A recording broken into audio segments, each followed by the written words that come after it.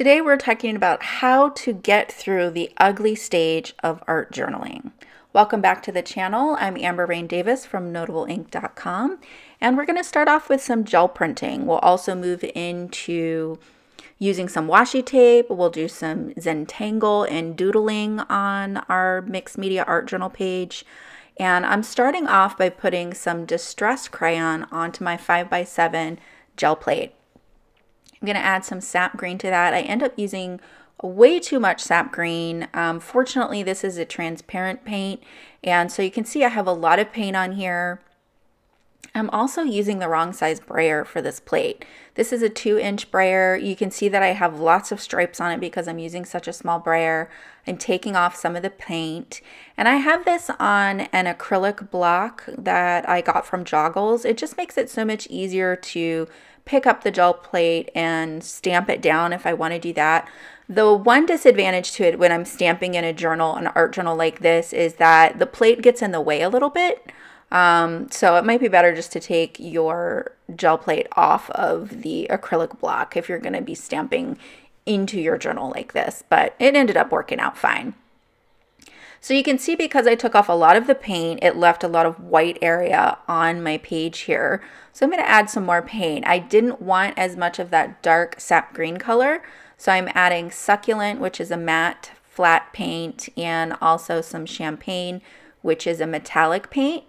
And I'll just mix those together a little bit before I brayer them out. Again, why am I using such a small brayer? You can see I take up some of the excessive paint, and I'll go ahead and add this to what's already on the page. Make sure you press it down and smooth it over so that you get a good adherence of the paint to the page. And you can see I have a really distressed, grungy look with some metallic highlights. Now I have lots of great paint still left on my gel plate, so I'm going to print on the other side. This time I'm using a turquoise and a buff titanium.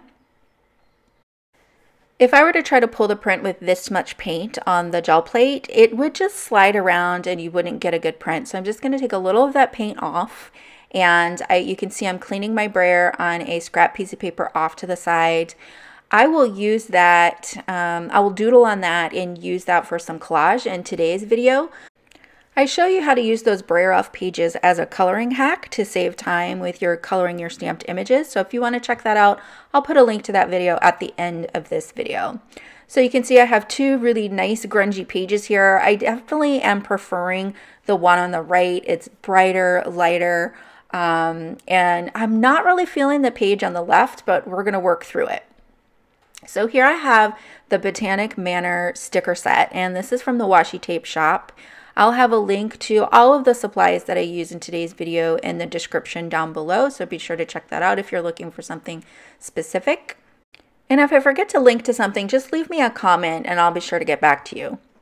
So these sticker sets are pretty cool. I've never used any kind of stickers like this. They're actually printed on acetate. The colors are really vibrant, and because they're printed on acetate, they just blend into your projects really well. So you could use this with your bullet journaling or your handmade cards, scrapbooking. Obviously, we're using it for mixed media art journaling. There's lots of different ways you can use this. I pulled out some of the other washi tapes that the washi tape shop sent me, and this is the Stamp Album washi tape set. And this one particularly spoke to me because my new logo with my new branding has a lot to do with postmarks, because I kind of started as a card maker and I just thought that was a good theme. And this is the Academia washi tape set. It's got lots of neutrals and browns in it, some music notes, bookshelf, and I'm going to use the music note tape and the brown tape on this journal page here on the left.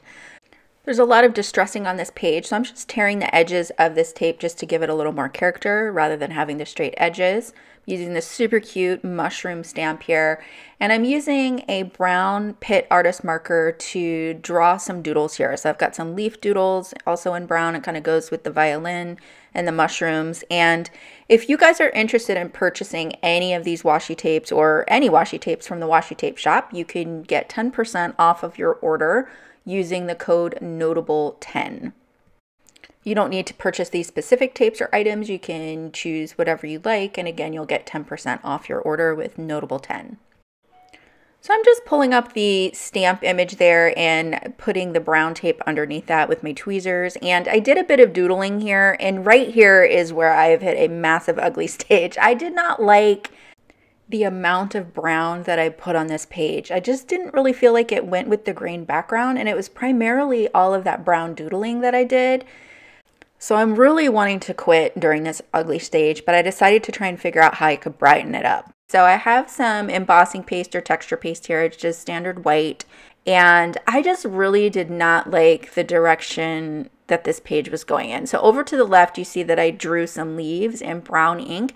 And I think that's what it was. I think I just really didn't like the brown ink that I drew over there. So I'm trying to brighten up the page and lighten it a little bit with this embossing paste. And I'm just like, ugh. This page is super ugly. I don't like it at all. I even tried to Zentangle a little bit with a white Posca pen, and I'm just not feeling it. It was late at night when I was doing this, and I couldn't sleep, and I just didn't know when to stop with the stenciling. I finally stopped. I peeled up the stickers that I put down with the exception of the mushroom stamp that you see there, and I just let it sit overnight because I just was not feeling inspired by this page at all. When I woke up in the morning, I took more embossing paste and smeared it over the areas that I drew. I actually drew on the left page and the right page. So this embossing paste is now dry, and I'm taking some alcohol inks and dripping it onto the embossing paste to kind of get these stenciled areas to pop off the page a little bit. Well, then I totally hated that too. So, yeah, it just kept getting uglier and uglier, and I was trying to decide whether or not to quit or keep going. That piece of ripped paper that you see there was the brayer paper, and I just doodled on that a little bit. I liked that, so I tore that out and thought I could collage that onto this. Here I'm using Denim, and then I added, I think, black currant, the darker purple. I didn't like the salmon color. It didn't really go with the page. Those I kind of like. The alcohol ink was coming out of the Denim bottle so quickly that I needed to tilt the page so that I could just touch the tip of it. But you can get a fine tip applicator for these bottles, I believe. I just don't have one. And I ended up doing a lot more to this page off of the camera, again, because I just didn't know what direction I was going in. We're going to skip over to this page, and then we'll go back to the other page and add some more over there, and I'll show you that in more detail. Here's another one of the sticker sets from the Botanic Manor set, and on this page you can see that I covered up an illustration that I did with the embossing paste, and then I added some milled lavender distress crayon to the top of that to add a little bit of lavender, a little more color, because I knew I wanted to use these hydrangeas. I'm adhering it on top of a piece of journal memory washi tape, which is my all-time favorite washi tape from the washi tape shop. I mean, it's such an easy, quick way to add a little bit of script to any of the projects that you're working on. I love that it's black and white. It's not like an antique color. It's a little translucent, so it disappears into your page. I just love it. It's perfect. Here I have a turquoise Posca pen. This is a fine bullet tip pen, and I'm just doing some quick doodling here. I wanted to do a tone on tone, so I'm using turquoise since we have a lot of that turquoise in the background. It shows up really well over this embossing paste because it's got the white and the purple, but I'm going to use it on top of the turquoise gel print also. And I'm surprised how well the Posca pen did on coloring on top of this embossing paste because it's super absorbent and it's not really a smooth surface per se. Here's another sticker from the Botanic Manor set, and I thought it would be fun to just layer up the doodling with the sticker. I needed some more contrast in that lower left corner because we have so much high contrast with the hydrangeas and the purple flowers over on the right. This was a sentiment from one of those sets as well, and I'm going to add some additional doodling and Zentangle here. So this Zentangle pattern is called Poke Leaf, and I'm doing this with a purple Pigma micron pen. Those are from Sakura. And I prefer the PN pens, which is the plastic nib. Here I'm going to slow it down for you so you can see it. You just do 2 parallel lines a little line on top of that to cap it off, and I'll show you again. And then you just draw a small little leaf around it. You could also do a circle if you don't want to do a leaf, and that would be more like a berry, and that's called poke root. I switched to a blue Pigma Micron pen, and this time I'm doing a pattern called Sprinkle.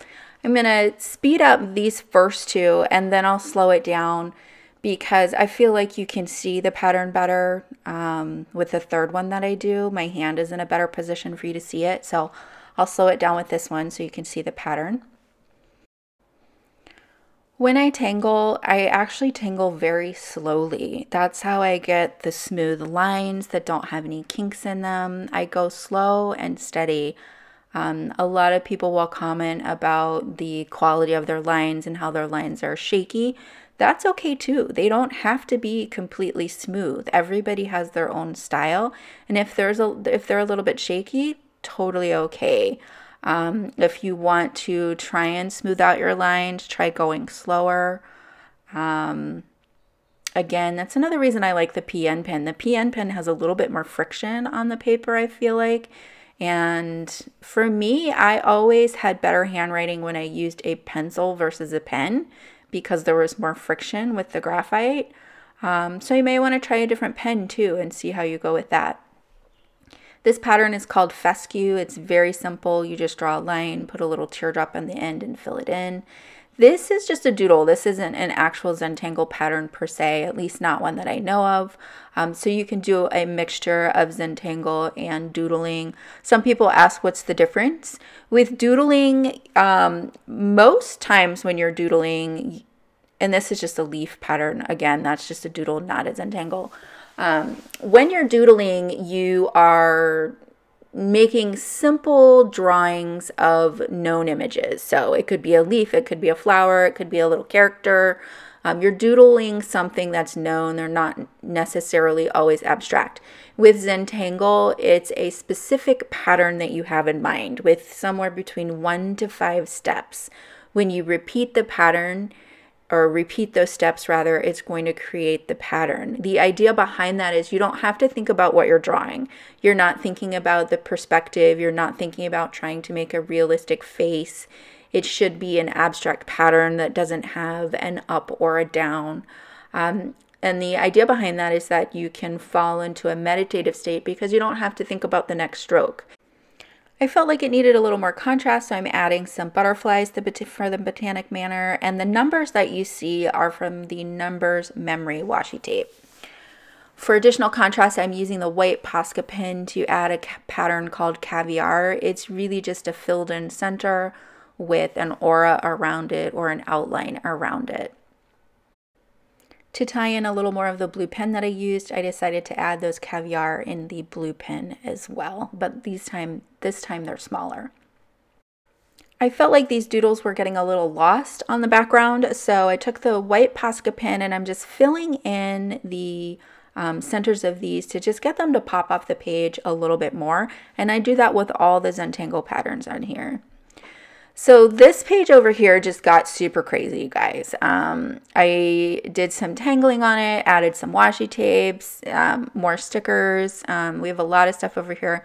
Did a little collaging with that doodle that I did on the brayer off paper. And I'm adding some of that denim alcohol ink to the edges here because I felt like the collaged paper just stuck out like a sore thumb. It wasn't really cohesive with the page.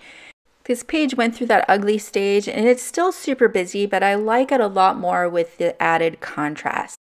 We'll flip back to the other page because it's super bright and airy and I love that about it, but I've grabbed a General's Pastel chalk pencil. This is in Heliotrope. It's basically a purple pastel because I want to add some shadows underneath some of these Zentangle elements just to help pop them off the page and separate them from the background a little bit. I find that shading is really what helps Zentangle come to life, and I'm actually just adding drop shadows to these. I'm not going to shade the pattern itself, which is something you can totally do, and that really changes the look and feel of your Zentangle quite a bit. I have a Zentangle and Doodle playlist on my YouTube channel, so if you're interested in more of those videos, you can definitely check that out. Here I wanted to get the sentiment to pop off a little bit more as well, so I'm just adding that pastel pencil, and I'm using a paper stump to blend that out. So even though that page on the left went through a massive ugly phase and I just didn't like it at all, I'm glad I pushed through because I'm obviously going to flip through my art journal and I don't want to be disappointed with a page. So I'm glad I pushed through and finished it off and ended up with this really nice 2-page spread. On the left, we have more of a busy, moody kind of vibe, and on the right, we have more of a light and airy fairy garden kind of feel. There's a lot going on this page, but I do enjoy all of the layers of texture and, like I said, that light and airy feel over here. Let me know what you think in the comments down below. Thanks so much for joining me today, and I'll see you soon in the next video.